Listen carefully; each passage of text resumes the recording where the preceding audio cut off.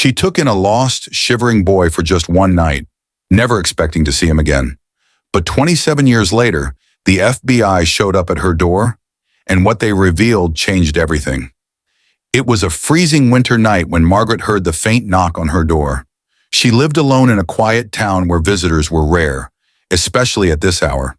But when she opened the door, she found a young boy standing there, shivering in the cold. His clothes were torn, his face was pale, and his eyes, those terrified, desperate eyes, looked like they had seen too much for someone so young.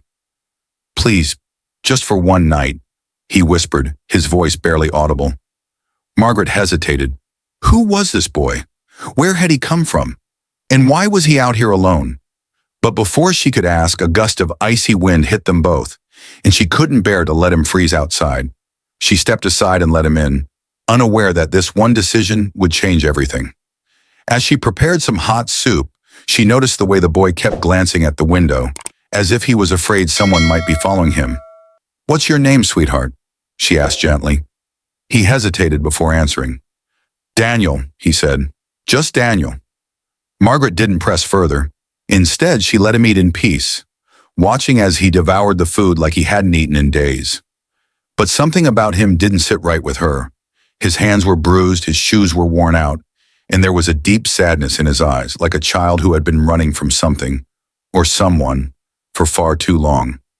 That night, as Daniel lay curled up on the couch, Margaret couldn't sleep. She kept wondering, who was he running from? Should she call the police? But something in her heart told her not to. Maybe it was the way he clung to the blanket like it was the only safe thing in the world, or maybe it was the way he looked at her, like he had never known kindness before. The next morning, Margaret woke up to find the couch empty. Daniel was gone. No note, no goodbye. It was as if he had never been there at all. She tried to forget about it. After all, he was just a stranger.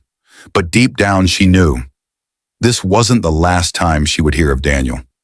And 27 years later, when a sudden knock on her door shook the quiet morning, Margaret felt a chill down her spine. She opened the door, and her heart nearly stopped. 2 FBI agents stood in front of her. "Ma'am," one of them said, his expression serious, "we need to talk about something that happened 27 years ago." Margaret's breath caught in her throat. What had she done? Margaret's hands trembled as she gripped the edge of the door. The FBI, after all these years? Her mind raced back to that freezing night, to the boy with the haunted eyes. But why now? "We need you to come with us," one of the agents said, his voice firm yet unreadable. Margaret swallowed hard. "What is this about?" The agent exchanged a glance with his partner before answering. "It's about Daniel." The name hit her like a bolt of lightning. She had buried that memory deep inside her heart, convincing herself that Daniel had simply vanished into the world, that she would never know what became of him. But now the FBI was at her door, speaking his name like it carried the weight of something far bigger than she had ever imagined. Margaret hesitated. "Is he okay?" The agent's face remained unreadable. "We'll explain everything, but first we need you to come with us." Margaret felt her heart hammering against her ribs.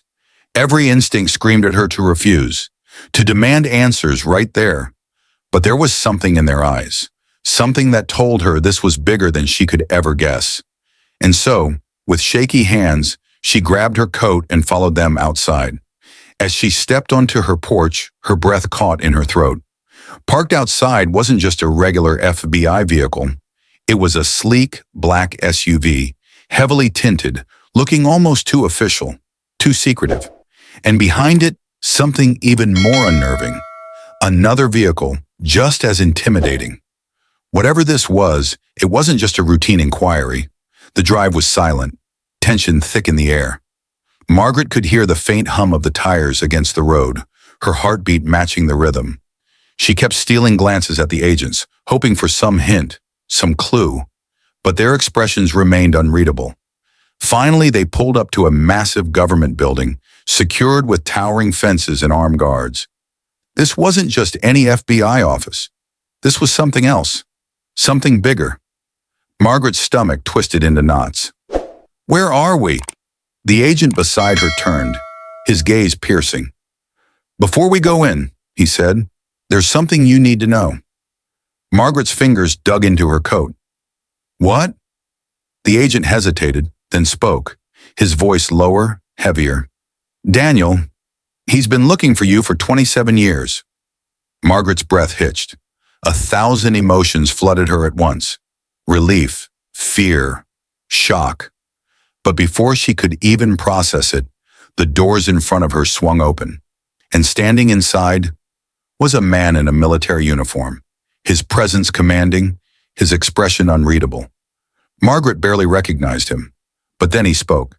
Hello, Margaret, he said. And that voice was unmistakable. It was Daniel. Margaret's breath caught in her throat. The boy she had once taken in for a single night, the scared, shivering child who had clung to her as if she were his last hope, now stood before her as a man. A man in a decorated military uniform, his chest adorned with medals, his posture straight, strong, but his eyes were still the same. Tears welled up in Margaret's eyes before she could stop them. Daniel, her voice cracked. For a moment he didn't move. Then his expression softened, and before she knew it, he closed the distance between them.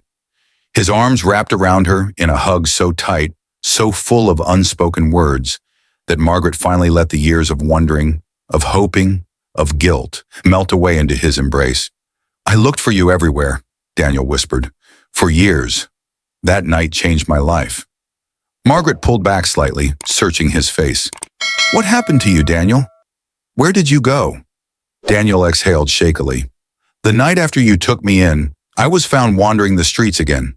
A social worker took me in, and I bounced through foster homes. But I never forgot you. You were the only one who ever showed me kindness when I had nothing. When I thought no one cared. He swallowed hard. I promised myself that if I ever made something of my life, I'd find you. Margaret cupped his face, overwhelmed with emotion. And you did. Daniel nodded, stepping aside. And I didn't come alone. Margaret's eyes widened as the doors behind him swung open.